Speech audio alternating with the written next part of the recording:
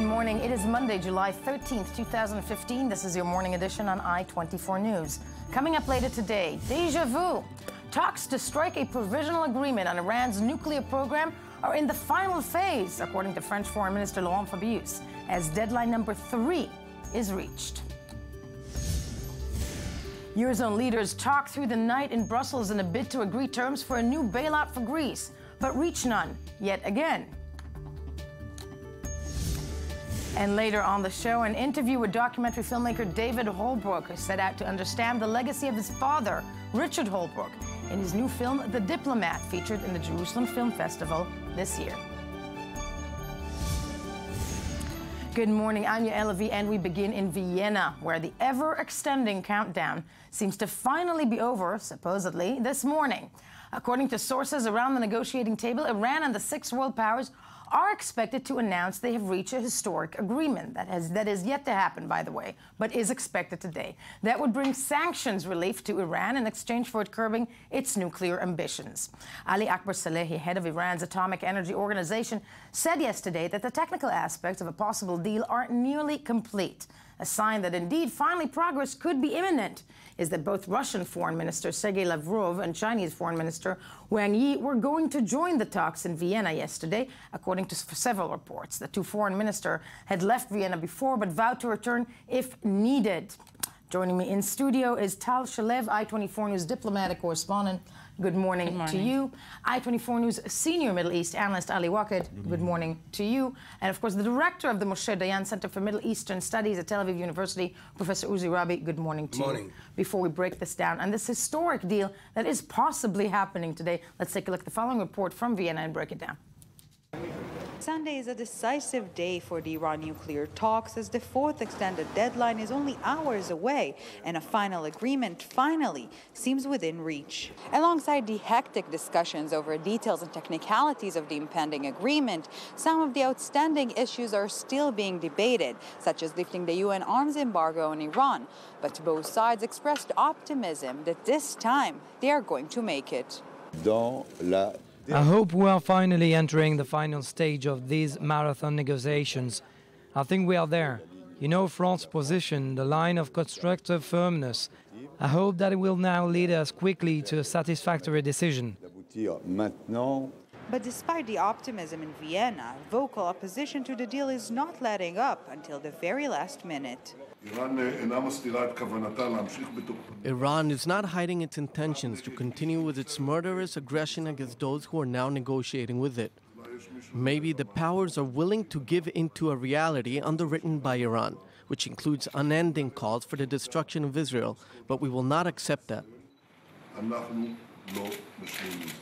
Prime Minister Benjamin Netanyahu is not satisfied only with making general statements, but is also coming up with proof to back up Israel's and many other countries' fears. During the weekly cabinet meeting, the Israeli Prime Minister showed a 1994 video of then U.S. President Bill Clinton assuring that the agreement signed between the West and North Korea guaranteed the North Koreans would not get nuclear weapons. What happened next is already well known. This is a good deal for the United States. North Korea will freeze and then dismantle its nuclear program. South Korea and our other allies will be better protected. The entire world will be safer as we slow the spread of nuclear weapons. In the meantime, the P5+1 and Tehran delegations are working extra hard to make sure that the historic moment of an agreement on Iran's nuclear program, for better or for worse, will arrive. We're also joined in studio by former commander of the Israeli Navy, retired Vice Admiral Eliezer Maron. Good morning to you. Good morning.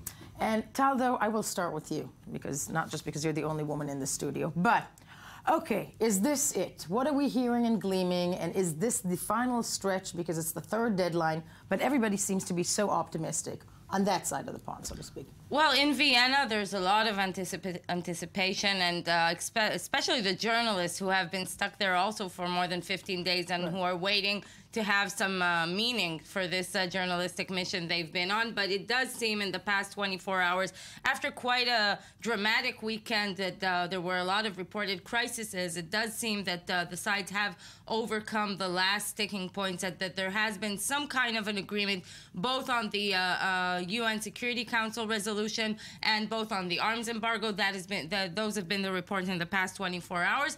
But again, we have seen this deal reach this crunch time of cliches many times before. Zarif did say yesterday that there will not be another extension of this round of talks. So it's safe to say that if it doesn't happen in the next 12 or 24 hours, it's definitely not going to happen in the upcoming days. But definitely these are the most crucial hours we've seen since the beginning of the talks at the end of June. At the end of June. Very little information, though, coming out of Vienna. It's been very hard throughout the entire process. Ali, I'd like to start with you, though. When we look at the Iranians' demands over the course of the last the last year and the last several weeks, is there something that we think may surprise us, that demand to lift a UN embargo that is sticking in that point, or are we looking at something that basically is shifting and is going to change the Middle East as we know it as of 48 hours from now? In the last hours, the Iranians are presenting the deal as a deal that kept their dignity and a deal that the Iranian can live with, though the Iranian gave up their demand that the sanctions will be immediately lifted as the moment as the deal is signed, and the sanctions will not be lifted. They will be gradually lifted as long as the international community will confirm that the Iranians are carrying out their engagements that they were signed upon in this deal. But I can tell you, Yael, that there is an understanding between both sides that the sanctions will be lifted more quickly than the implementations of all the items of the agreement. Really? Yes, and I think, Yael, the most interesting, from my angle at least, is the fight that it was inside the Iranian regime, inside the Iranian administration, between Khamenei, that tried to make everything via the Revolutionary Guard to have a better deal, and the fact that the Rouhani team with Zarif succeeded to mobilize the media, succeeded to mobilize the Iranian public opinion towards support to this deal, and they kept a very small place for maneuver to the conservatives in Iran. And we see that this is the deal that basically was the one that was signed in March. Now that there was a lack of the political will that we found it in the last hours, when the Iranians understand that the international community, in spite of the division between France and the United States from one side, and even between France and the United States, between France, the United States, and the other, and China and Russia, of course, and between the Iranian needs, the positions met in the middle.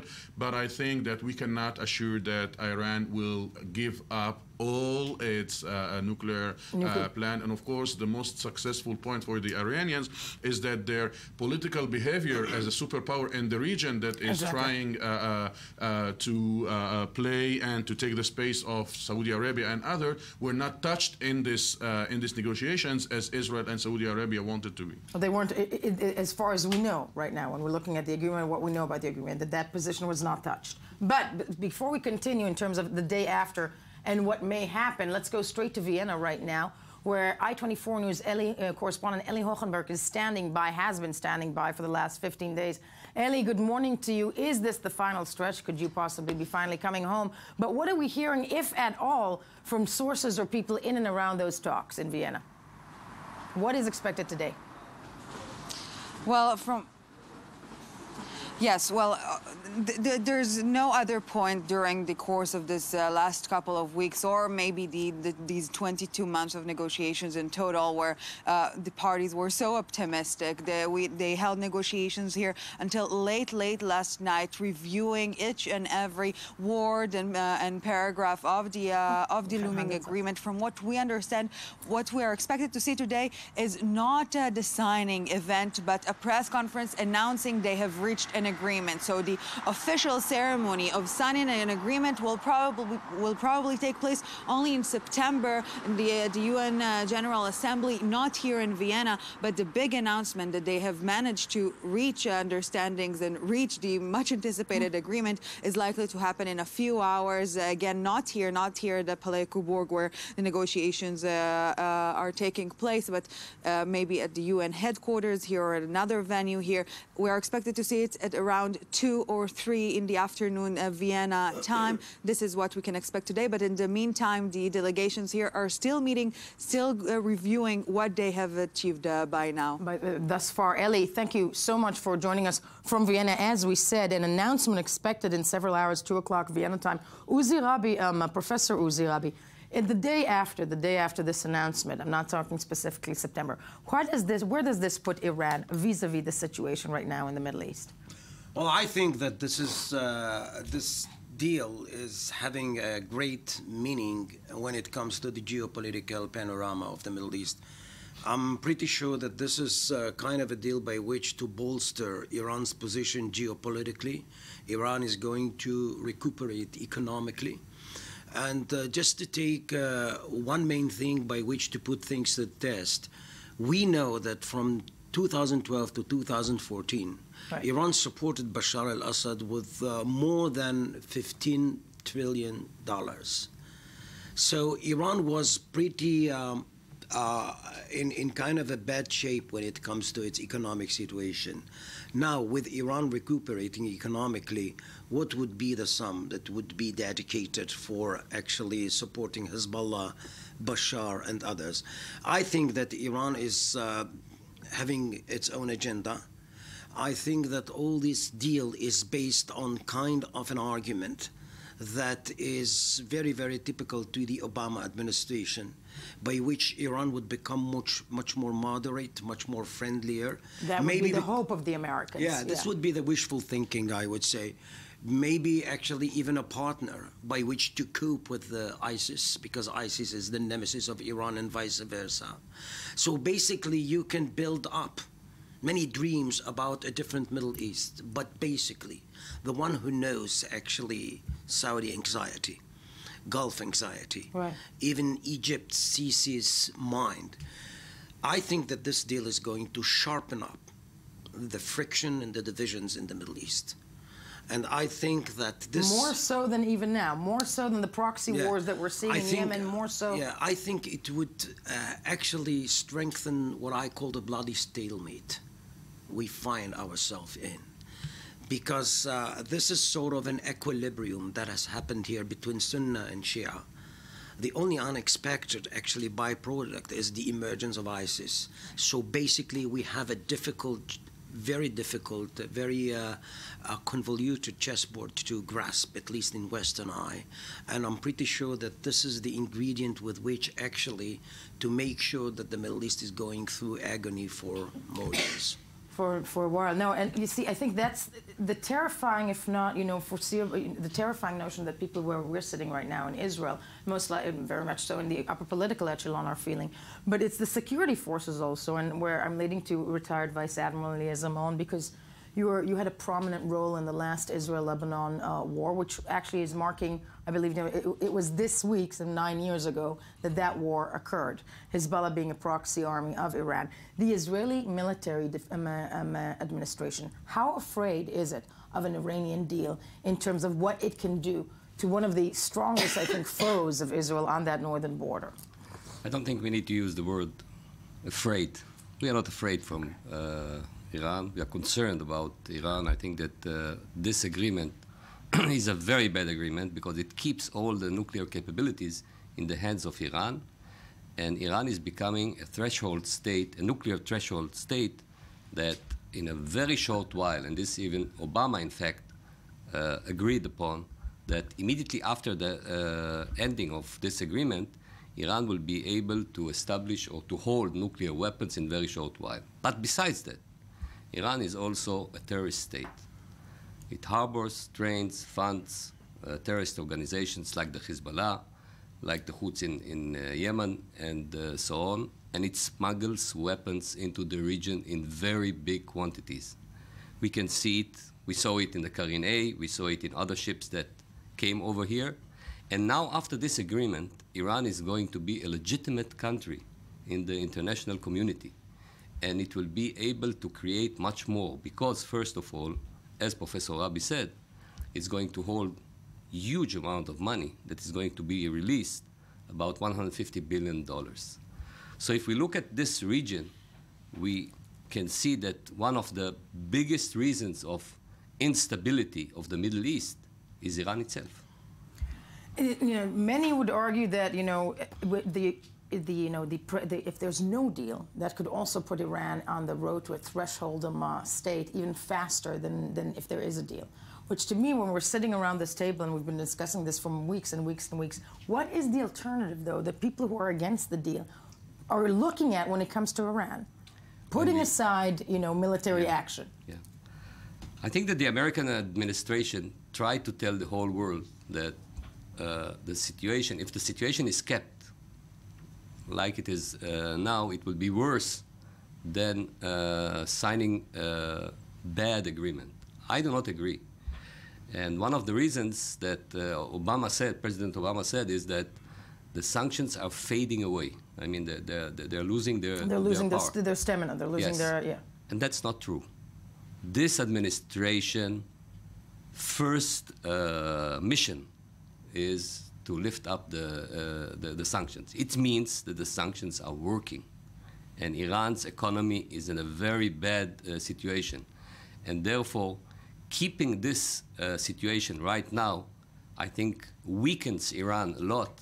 And it's better than getting a bad agreement. Than a bad agreement. This is also the main point coming out of Israeli officials that you speak to. It has to do against the administration. It has to do with the bargaining tactics. It has to do with how did the U.S. and the P5+1 continue or not continue to exert pressure on Iran during negotiations. What Israel feels is that very early on in the negotiations, the U.S. decided practically from March to start lifting the sanctions, right. And that if there would be more sanctions during negotiations, it could have pressed Iran to actually have to make a choice in the dilemma between, as the Israeli defense minister likes to say it, between survival and between the bomb. And as the fact that there wasn't a strong U.S. position during the negotiations actually made it easier for the Iranians to dodge that dilemma. To dodge the dilemma. And apropos, looking at the past wrangling of these talks, which actually, you have covered for us, it has been, the past 2 weeks of negotiation, extended time and time again, provided some memorable moments, because it's actually those arguments that the Americans supposedly weren't holding their ground too much that is being heard from all the critics when it comes to this deal. Let's first take a look at Tal Shalev's report about the highlights of these negotiations as they happened over the course of the last 2 weeks. We are continuing to negotiate. I haven't set any deadline. This is not open-ended. After more than 2 weeks, the Vienna-based Iran nuclear talks have already broken some impressive records. U.S. Secretary of State Kerry has exceeded the longest time in decades that any of its predecessors spent overseas, as well as spending the most consecutive days abroad dedicated to one issue. Another record set by Kerry is the number of meetings with his Iranian counterpart, again, the most for decades. It's painfully slow. Il y a des points qui ont progressé. Einen langdauernden Konflikt. While the laconic messages from the diplomats don't reveal much, and few leaks are coming out from the negotiation room, spectators by the 19th century Coburg Palace have been entertaining themselves with the latest trend in foreign policy. Introduced by the Iranian mastermind of these talks, Mohammad Javad Zarif, meet balcony diplomacy. Why would I be here if I didn't think that? In Vienna, Zarif has also re-established his reputation as the king of Twitter diplomacy. A rumored heated exchange with EU foreign policy chief Mogherini quickly turned into an online sensation and produced a viral hashtag quoting Zarif lambasting, "Don't threaten an Iranian." On the other side, still not recovered from his bike accident, Secretary Kerry cannot cycle or stroll the Vienna streets, but his occasional appearances on crutches still get attention. That we have never been closer. And after hours and weeks, the debate who would portray the negotiators in the Hollywood takeoff on the talks is also trending. And irrespective of whether or not this long and exhausting process will have a happy ending, Kerry and Zarif are the lead stars. Are we going to have a deal?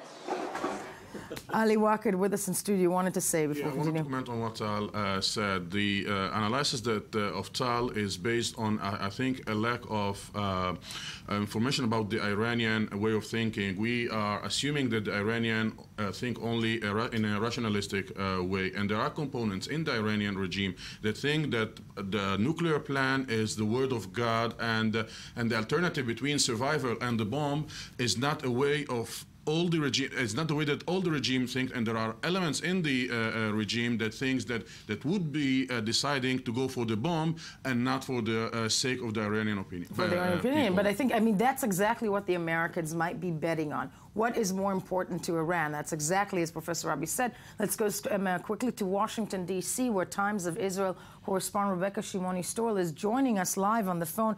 Rebecca, I'm assuming that in the back doors or in Washington, people are already discussing this upcoming deal.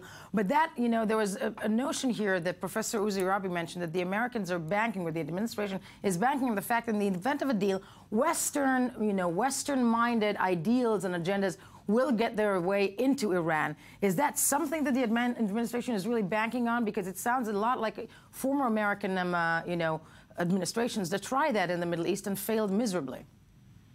Well, this is certainly something that has been talked about here. The idea that the administration has stressed that even if a deal is reached, it will not mean a normalization of relations between Washington and Tehran, but rather it will open the door for the possibility, and I believe that the chief negotiator, Wendy Sherman, has cast this in terms of decades, that within decades there could be a gradual normalization of relations. So yes, there is an idea that while this deal will not bring Iran entirely in out of the cold, it might help bring it a couple steps closer into sort of the circle of Western nations, yes.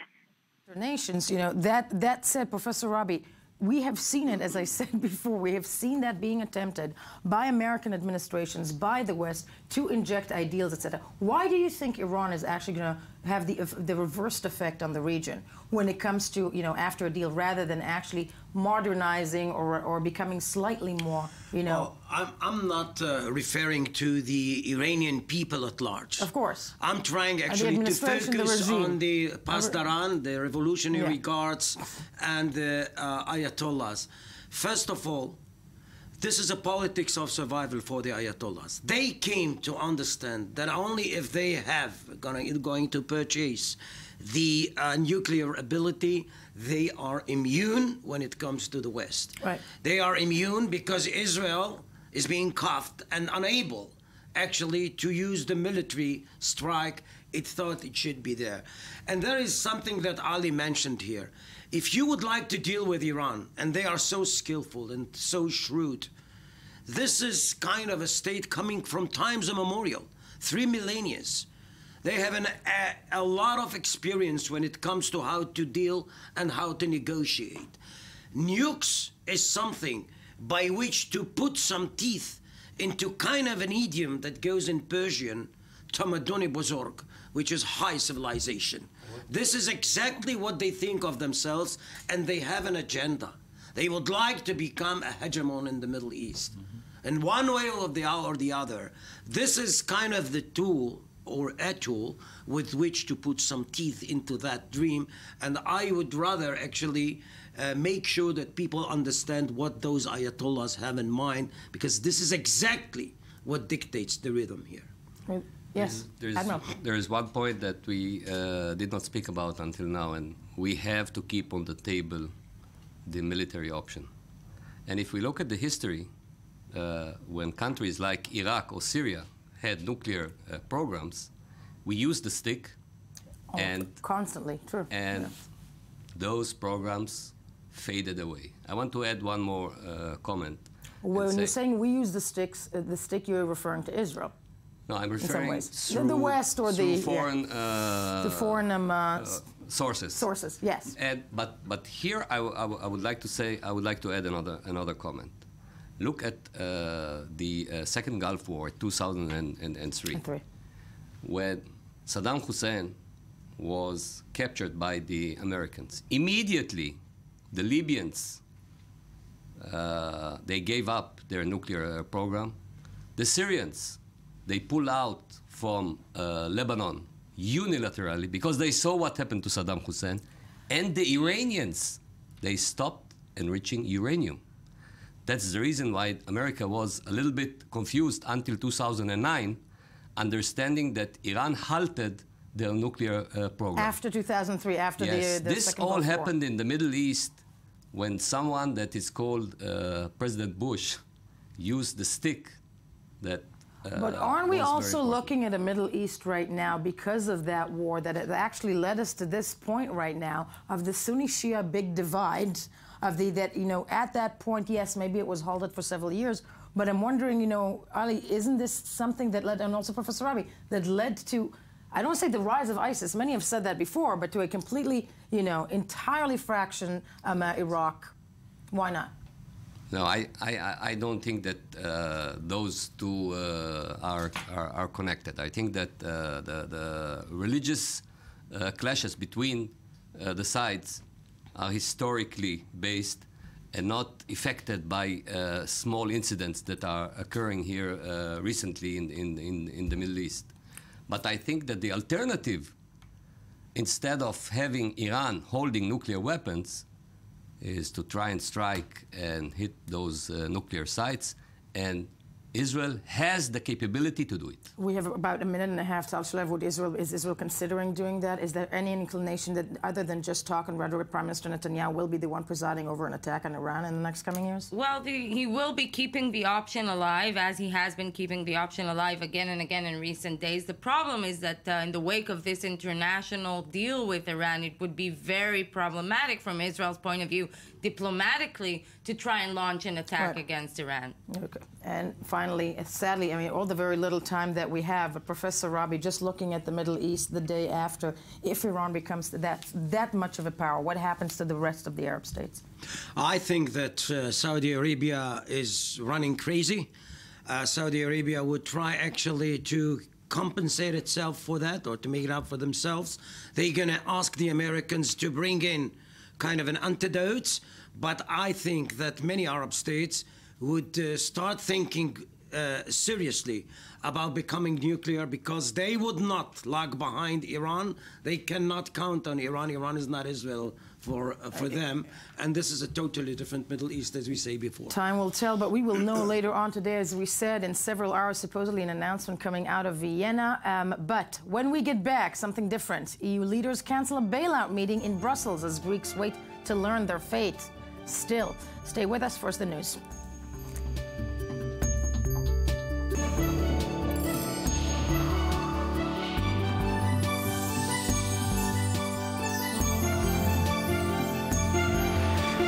Good morning, I-24 News Morning Edition on this July 13th. Thank you very much. Now it has a tone. It doesn't? Yeah, it so does. Smooth. On this July 13th, 2015. Thank you, Ami, for existing. And for being, with this color of bow tie that is a dash burgundy. Is it straight? Is it straight? I think that's burgundy. You burgundy, know, burgundy, yeah. I always don't, I'm horrible with colors. With colors, there you go. But you are great with the news you missed while scanning the headlines. What do we have? Okay, so over the weekend, there was the anniversary for the Srebrenica massacre, 20-year anniversary, and a pretty horrid event happened there. The Serbian Prime Minister came to visit Aleksandar Vučić with his hand, out in peace, but he was stoned by protesters there. We have some footage of it, I think. Pretty amazing footage when he came up. But after that happened, the day afterwards, I think it was pretty amazing about how he handled this thing. Yes. He said that when we were leaving, suddenly a group of I think we're looking at this aftermath of this footage. He says a group of fans of a football club from Serbia and from some cities in Bosnia-Herzegovina shouted insults. And he was hit in the lip with a stone. My lip is broken, my glasses were broken. And then he says, listen to this.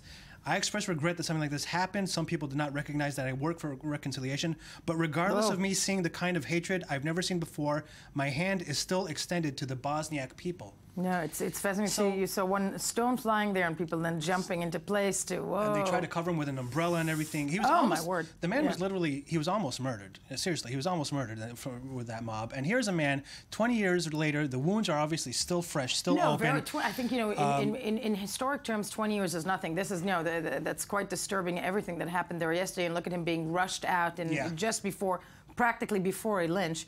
But disturbing, and also I think, when we're standing at the point where we're looking at even people debating Russia vetoing the idea of it being called a genocide. It's opposed to a massacre, which is in itself absurd, where you're counting bodies, but terrifying and sad, and just reminds us that it has been only 20 years. Yeah, but a little respect for a man who was just stoned and still says, my hand is reached out in peace. I mean, kudos for that, right? No, completely, because that's the only way. Yeah. Yes. Pope Francis is winding up his three-country tour in South America. And a fascinating tour. He's off to Rome today, and we have a wrap-up of that. No, we have a wrap-up of and a report of the, what seemingly is an amazing, statements that he gave there. Right. Let's take a look at the Pope's visit to South America. Homecoming to the continent of his birth, with radical revelations. Pope Francis wrapped up his three-nation South American pilgrimage on Sunday, returning to Rome, but not before leaving his mark and his central message against corruption. Corruption is the plague. It's the gangrene of society. If a country really wants to preserve its dignity, it must yank it out. I'm speaking about something universal.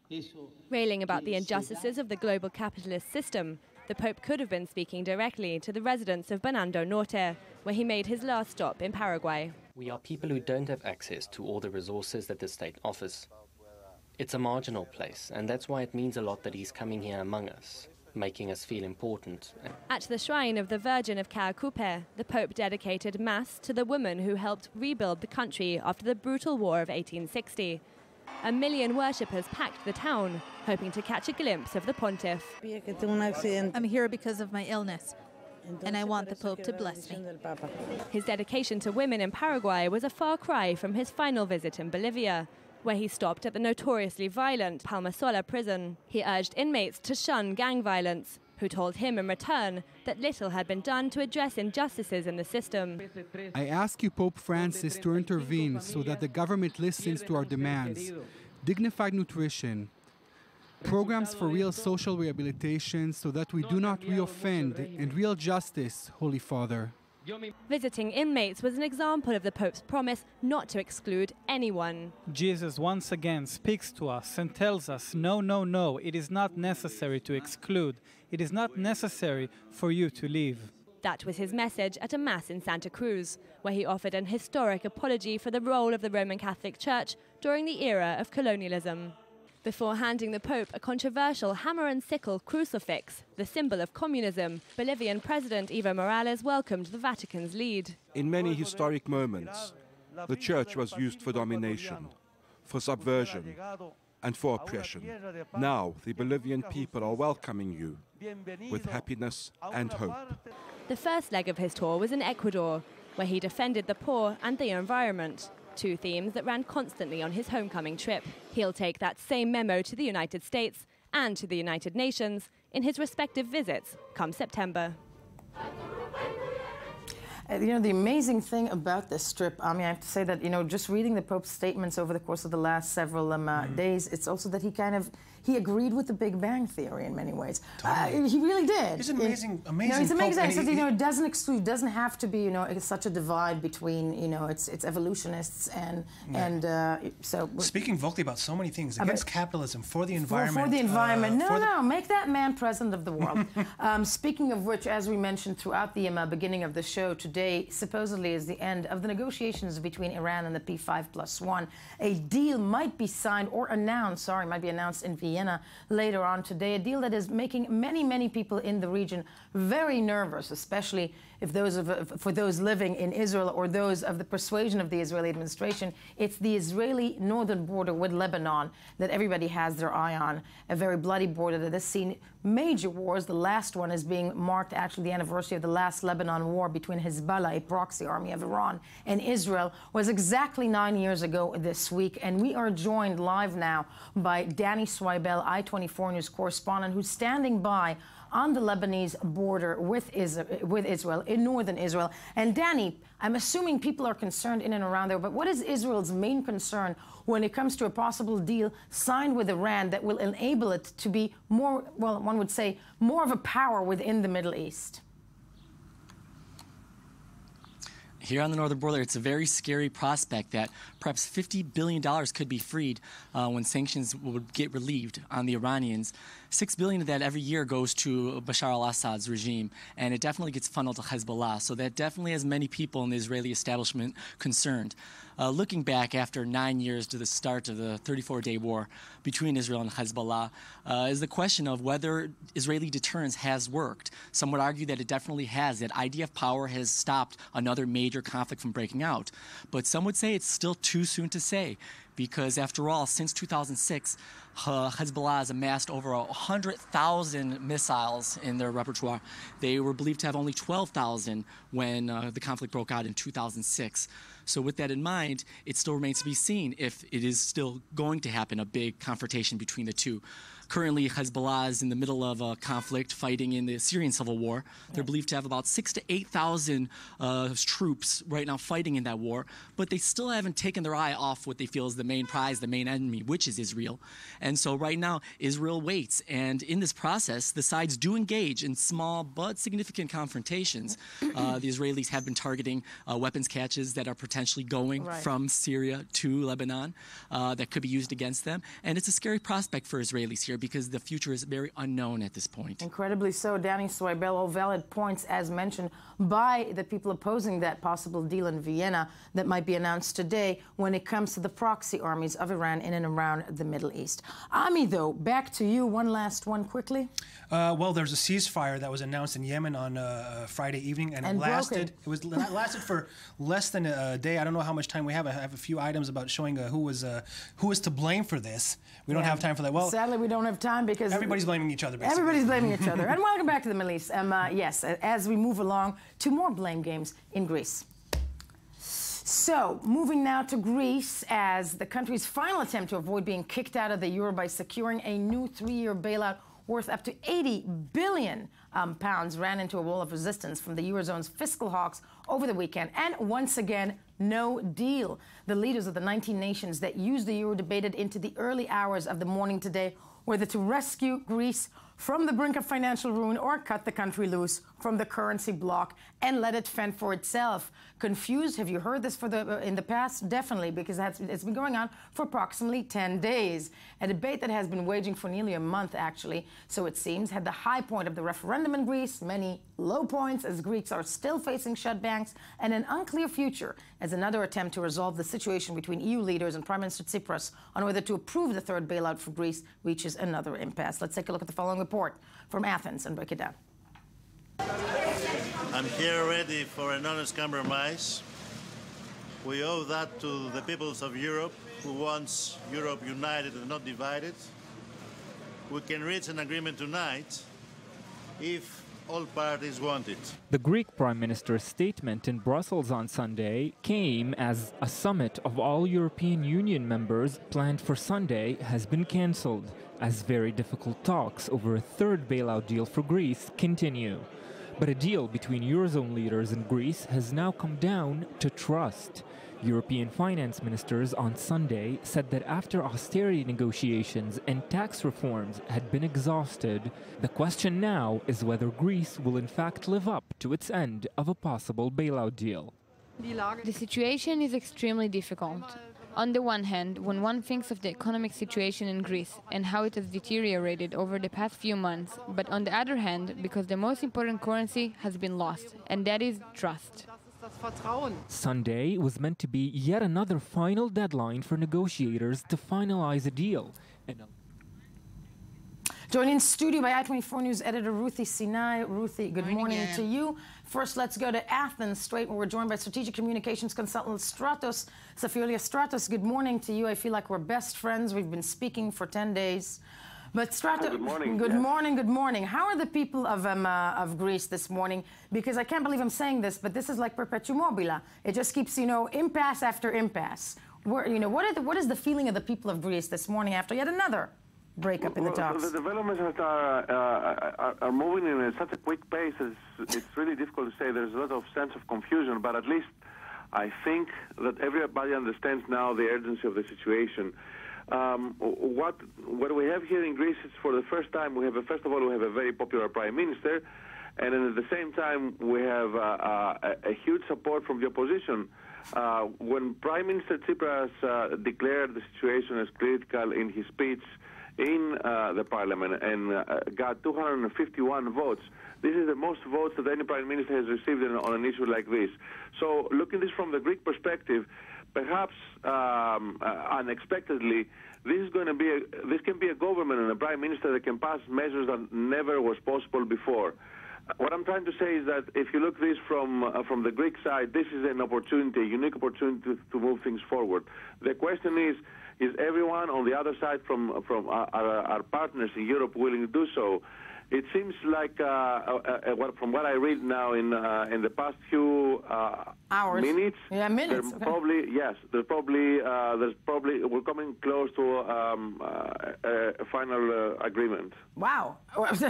Listen, the Prime Minister of Lithuania and Slovenia left the summit, and they said that there's almost a deal. There's almost a deal. I'm just reading the latest tweets from journalists. We're going to report it only as almost a deal, but that's fascinating to hear. Stratos, do stay with us, Ruthie. I mean, I would want to see a deal on that issue today because I'm sure the people of Greece really want it. How are we still there?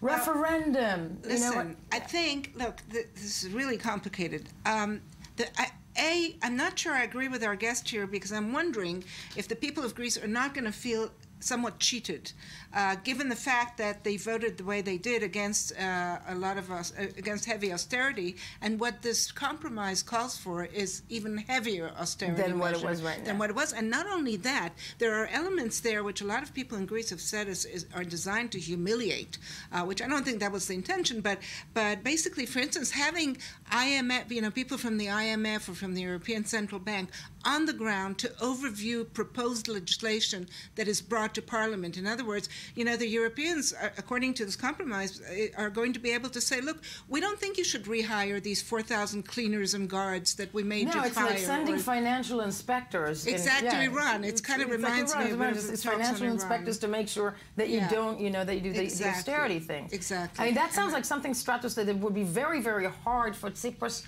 not just to agree to, but possibly also sell to his people after the referendum. No?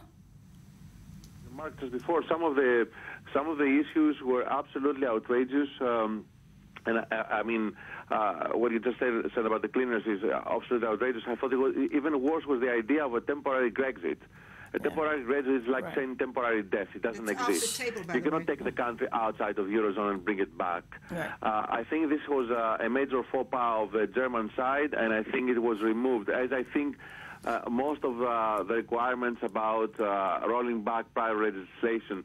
So I'm trying to remain calm on this because too many things are at stake. A lot of outrageous statements were made yesterday in requirements. I think also some of the people from the creditor side pushed some issues way too hard, and there was a backlash within Europe. So let's see. Let's wait a little bit and see what happens out. This is not going to be an easy situation for sure. This is going to be a hard situation. A hard situation. But I can tell the difference between a hard and a tragedy, and that's where I'm focused. No. Yeah, I mean, we're not. We're laughing bittersweetly with you, Stratos. Yeah, I want to thank you for being with us this morning. And Ruthie Sinai is the senior news editor. Apparently, in a few minutes, there might be a deal at least in Brussels. Yeah. Who knows? Well, beware of Greeks bearing gifts. When we get back, an interview with Documentry filmmaker David Holbrooke, who set out to understand the legacy of his father, Richard Holbrooke, in his new film, The Diplomat, being featured at the Jerusalem Film Festival. Do stay with us. First, the news.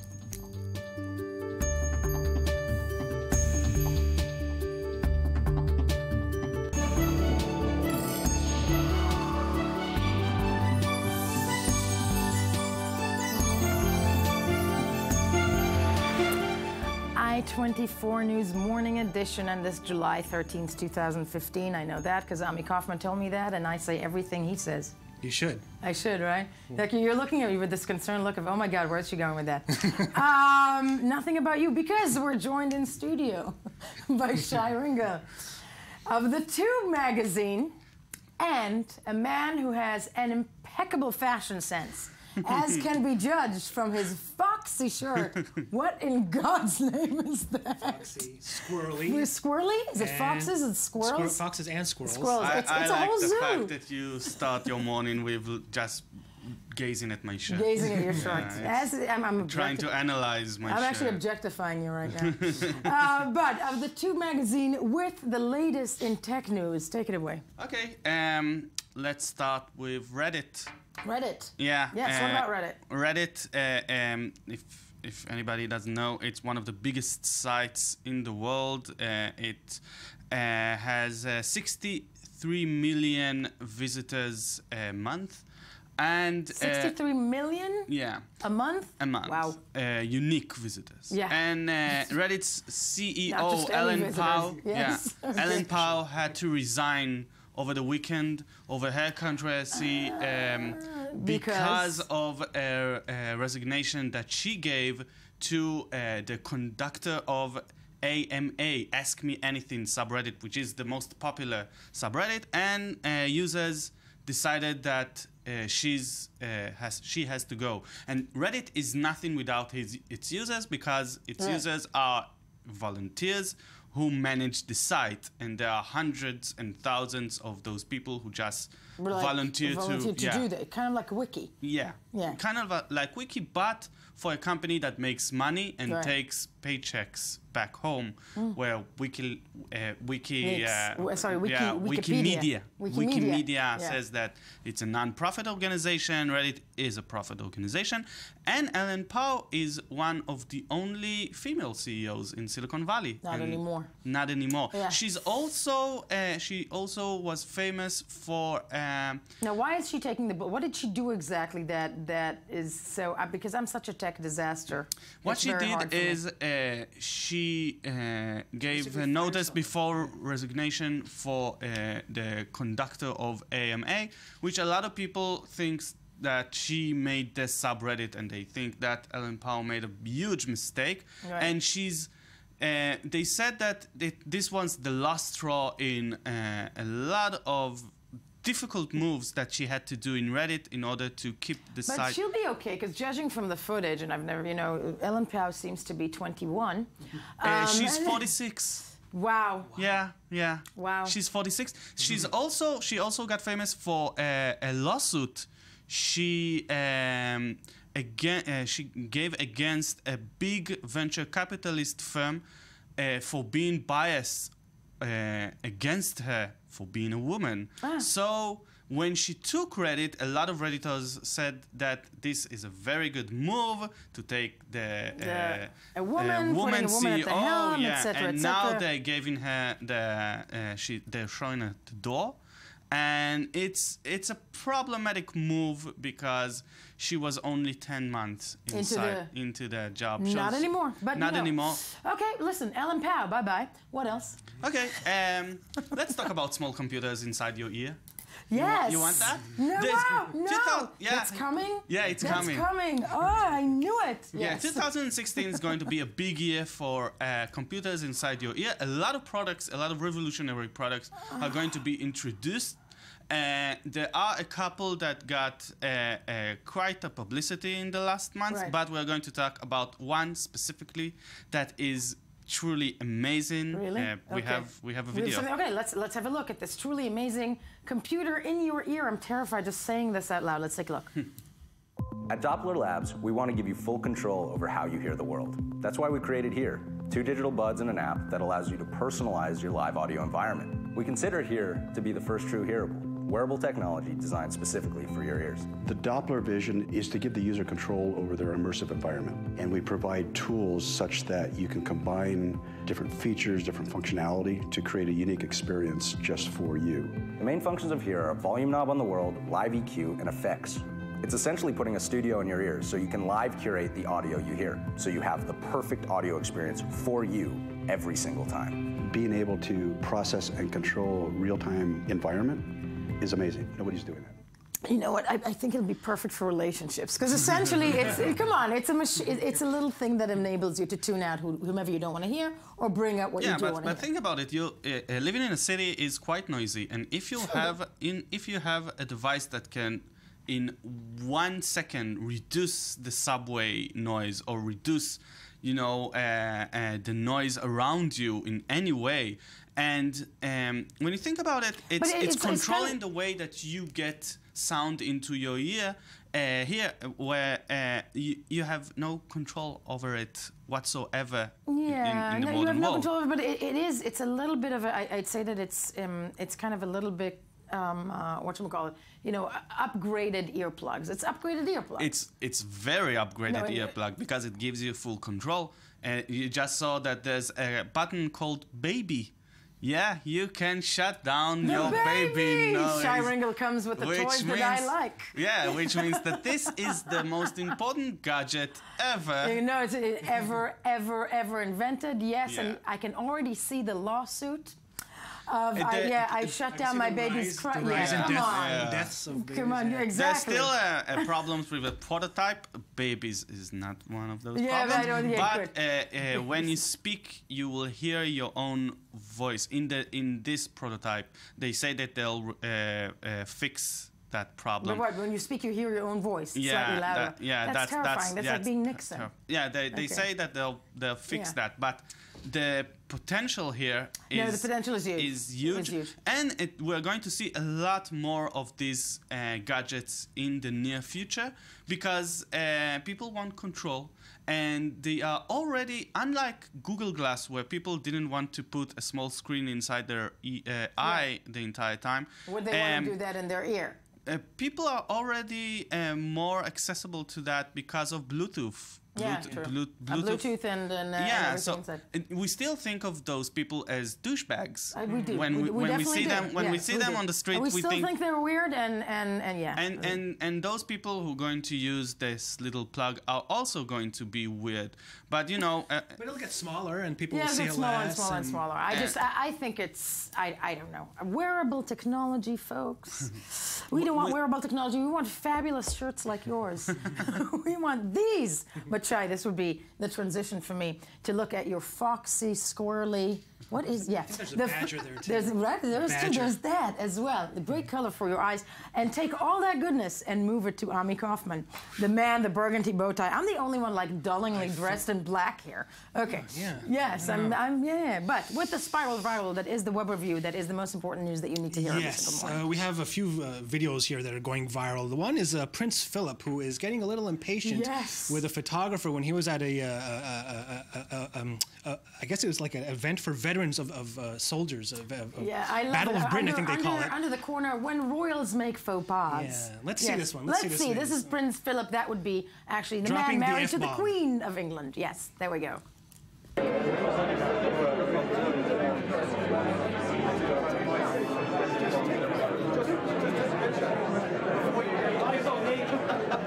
Yes, that was the F word. Yes. Take the F-wording picture, Prince Philip. Yeah, Prince Philip. Guess apparently, what? Kings and queens curse too, and they go to the bathroom as well. Who knew? He's known to have quite the mouth, by the way. According to Telegraph, he has a history of remarks. Once he said to a Scottish driving instructor, "How do you keep the natives off the booze long enough to pass the test?" Or when he asked Australian Aborigines, "Do you still throw spears at each other?" Nice. Yeah, that is worse. That's much worse. That's much worse. Wow. Yeah. You know what? I want to live in Canada. And the reason I want to live in Canada is because at the top of the news sometimes, like this one, they talk about dead raccoons.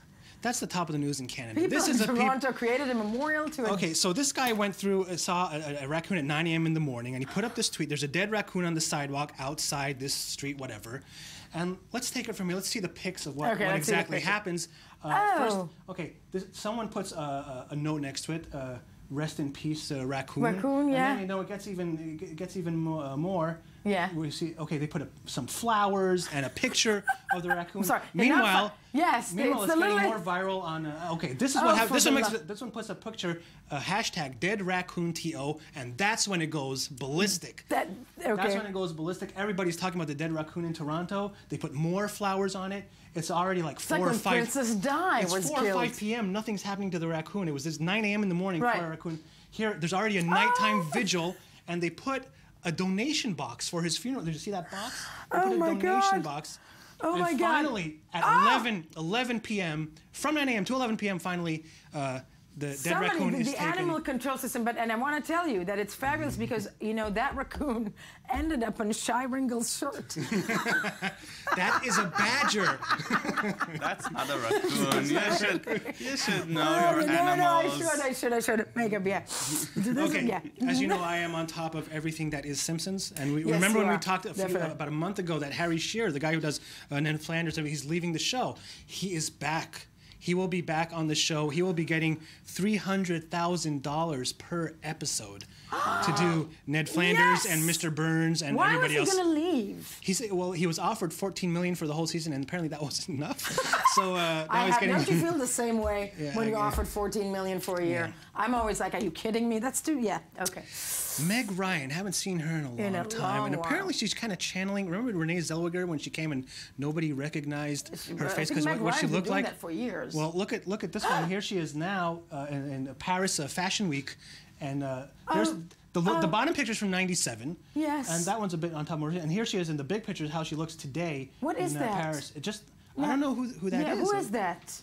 Wow. Isn't that weird? Wow, yeah. Yeah, it was rumored for years that a very bad lips job was the reason for her. Yeah, she had those famous lips, right? That mouth was. They're very famous now. They're looking kind of different. Yes. Okay, moving on. Over to Washington. The National Building in Washington is having this huge, it's called 1 million plastic bubbles that they put on the floor of the whole building. And we have some videos of it. I just want to go in there and jump. Let's take a look at some of this. Yeah, let's take a look. Just 1 million plastic bubbles.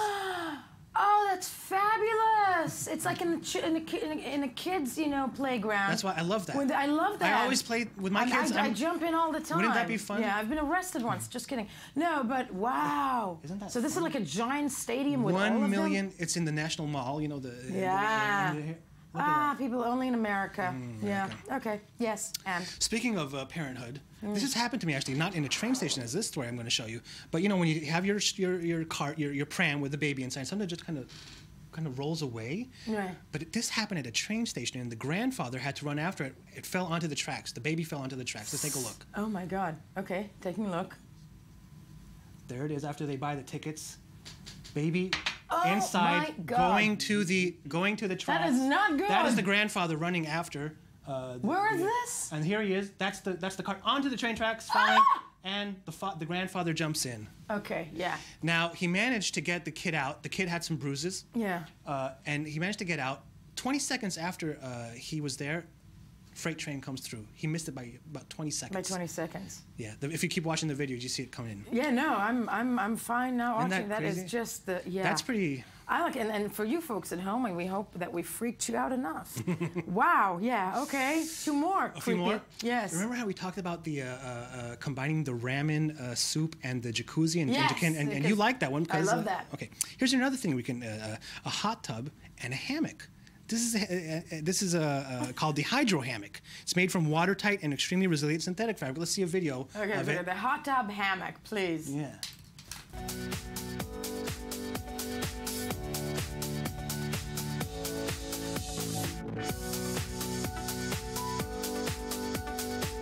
Please share this with others so they may know about it and are apt to escape the hustle and bustle of life for everyone's personal wellness. That's and from bliss. San Francisco, isn't it? That has to be from San Francisco. It has to be. I would not buy that. You wouldn't buy that? That's slightly ridiculous. You and hubby getting into the... No? I don't know. Hot tub, hammock? Like I can take a big sheet and soak it in water. Okay. I'm just saying. One last one quickly. One last one. Dirty beer pong. Did you ever play beer pong when you were in college and getting drunk? Yeah. So when it falls out, it gets dirty, and then you have to put it back in, and then you drink your beer. Let's take a look. Really quick. Here it comes. It's a new invention. Slip cup does not change a single aspect to the game of beer pong. It only takes the mess out of it. The slip cup fits into 16 and 18-ounce disposable cups and prevents the dirty ball from landing in your beverage. It's designed to leave enough room underneath it to accommodate beverage levels of 6, 10, and 15 cup pong. The beer pong. I know what we're doing after the show. Yeah, we're going. That's exactly where we're heading. Sadly, all the time we have for this segment, we're going to beer pong ourselves outside. Do stay with us when we get back. A fascinating sit-down with David Holbrooke, the son of Richard Holbrooke. I'm introducing the film The Diplomat about his father, which is featured in the Jerusalem Festival. Stay with us. First, the news.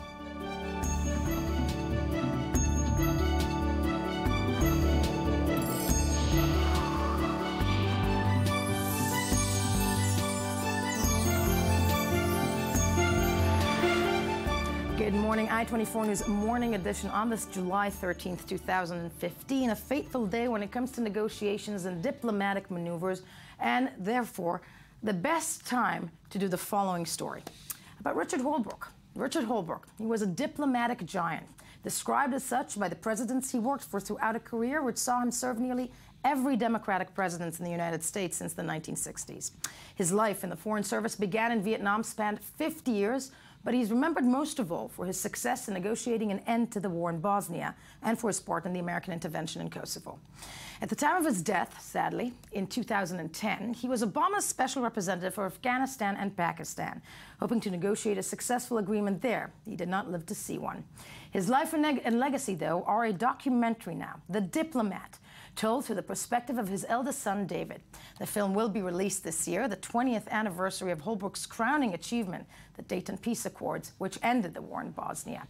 The movie is screened these days in the Jerusalem International Film Festival, and we are very honored to be joined in studio by documentary filmmaker and the director of the movie and the son, David Holbrooke. Good morning to you. Nice to be here, yeah. Wonderful to have you with us. Before we break this down, so to speak, let's take a look at the trailer of The Diplomat and see what this film is about. Those people who travel into dangerous areas, they're taking great risks, but life is always risks. My father's life was a public one. There was much about his career I didn't understand, so I set out to know him better in death than I did in life. You guys are ready? His career as a diplomat spanned 50 years of American foreign policy. When he showed up, it changed the story completely. You have to make Milosevic and Izbegovic talk to each other. This was my first diplomatic assignment from my new husband. Kosovo. It was like Holbrooke Milosevic round 2. That's exactly what it was. Afghanistan is going to be a long, difficult struggle. He knew where he was going, and no one should get in his way. And those things didn't work with Obama. I'd inquired, what's the bottom line? And he said, it can't work. Your father was larger than life. When people talked about him, they would say, did you see what Holbrooke did?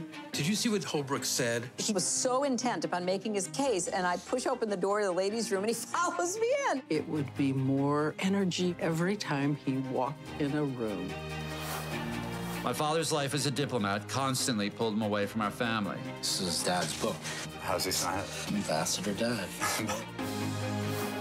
He was brilliant and demanding and petulant in the course of an hour. This was a big part of who he was. Richard Holbrooke is the most alive person any of us have ever encountered and will ever encounter. The world seems to be coming apart again. Why do we have to lose one person who seems to be able to put things together?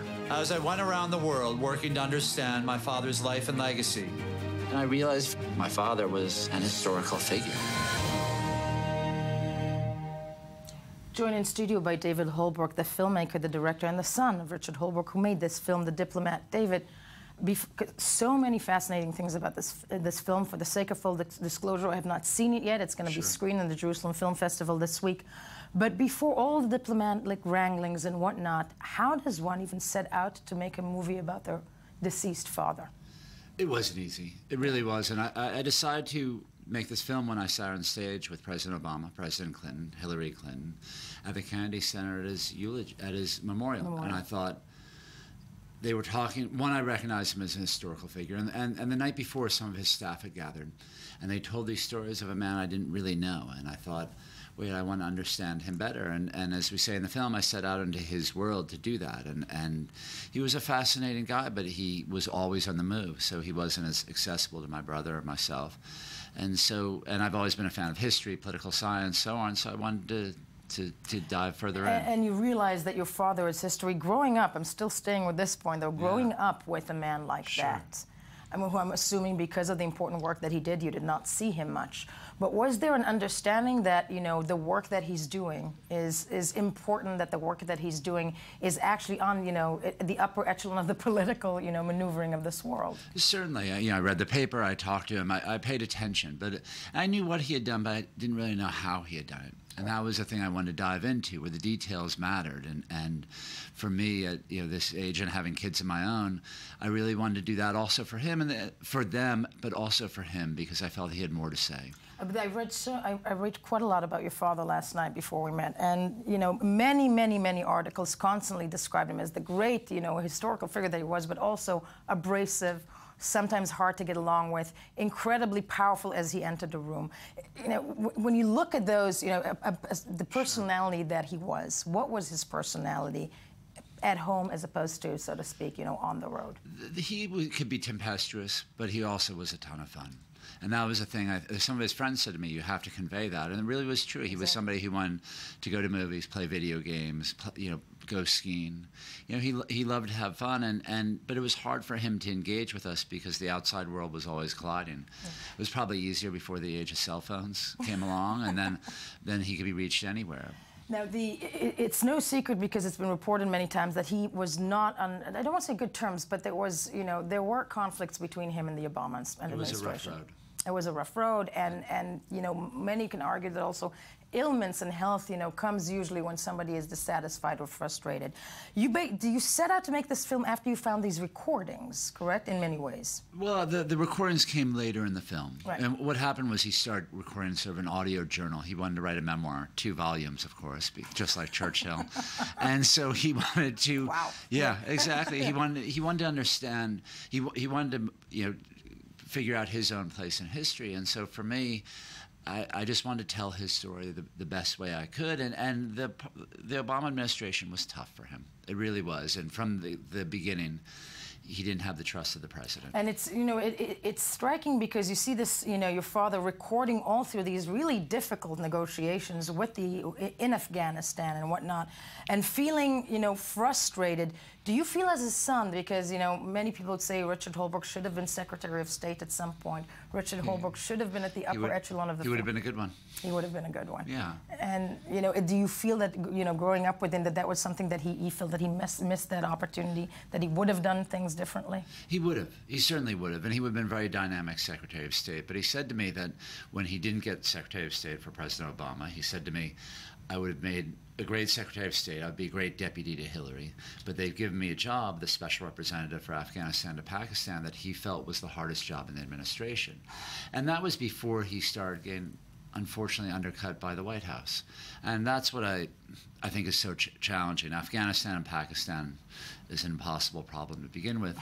But the people he was working for, the White House, made it harder by creating obstacles, throwing him under the bus, all kinds of things that I don't know exactly how much of his time was spent dealing with President Karzai and how much was dealing with President Obama, and having to navigate this very tricky relationship. And when he worked for President Clinton, they had a connection. He had a connection, or it sounds as if he felt like he had the back, or he had the back of the White House, so to speak. He certainly did, and somebody said he had a much longer leash. With Clinton, he never really had that, and I think there were several things: generational, stylistic, temperamental, and he had worked for Hillary Clinton during the primaries, but he was full force behind President Obama and was a real patriot. And that's one of the things that breaks my heart, and I think ultimately broke his, that he wasn't able to serve this incumbent president the way he wanted to, but he wasn't really allowed to. And somebody coming with so much experience, because when you look at the track record,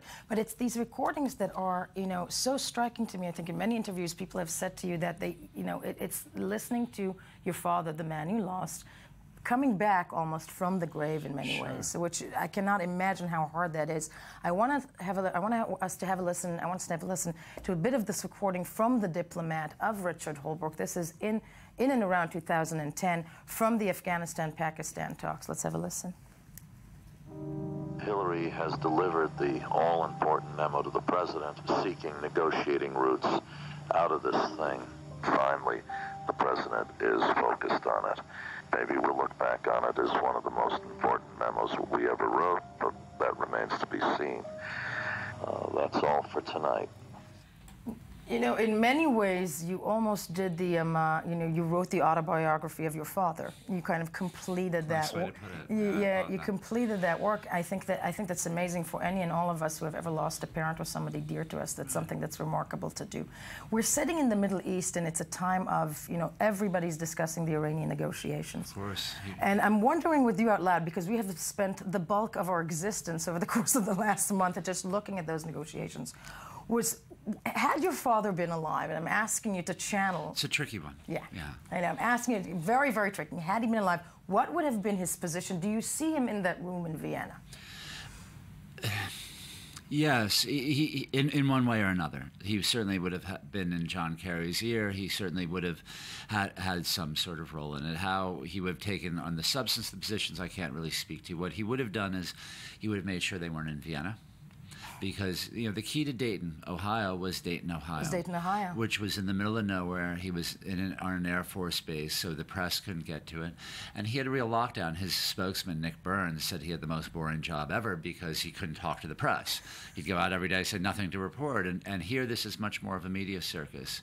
And he also would have tempered expectations in a way. I saw Secretary Kerry, who he quite admired, and one of the clips of the tapes that we didn't use is him talking about John Kerry, who at that point, of course, wasn't Secretary of State. He was still saying how much he admired him, that he had really come into his own. He said, "Here is a great man.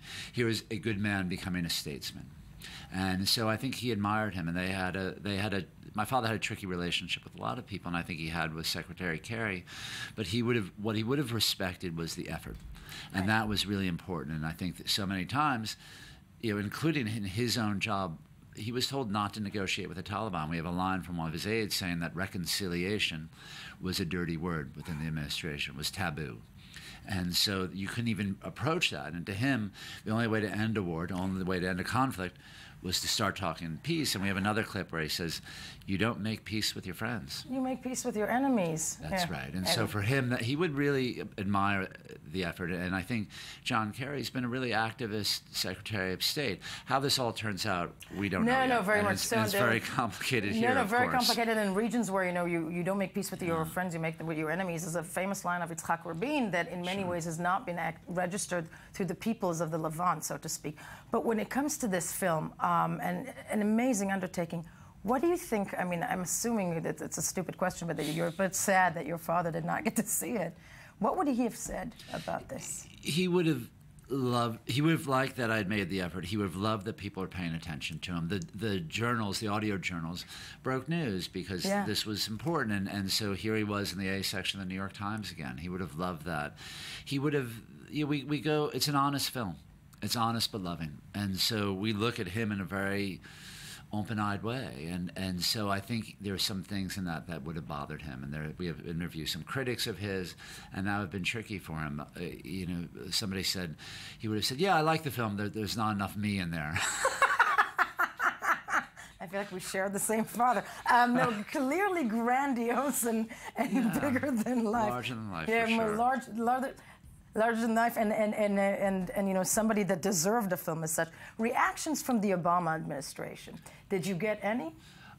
Pretty silent, but I think that speaks volumes. And look, you know, we've been doing it at film festivals. It's starting to make a little news, but it'll be on HBO in November in America, which will be a big splash, of course. And during that time, it'll also is timed right around the 20th anniversary of the Dayton Peace Accords, which started November 1st, 1995. The film will air November 2nd.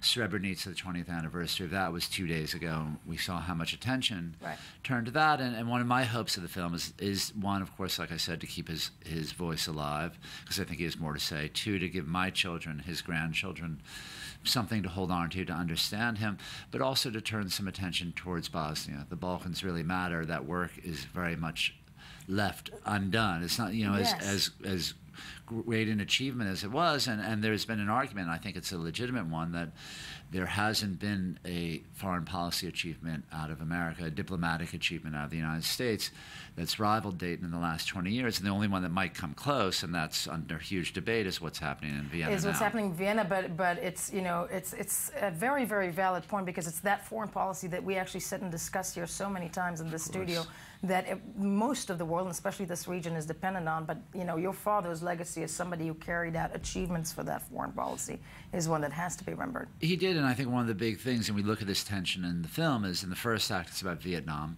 the second act is about Bosnia, the third act is about Afghanistan. Pakistan, there's a big question about who's really deciding foreign policy in America. Right. Is it the diplomats, or is it the generals?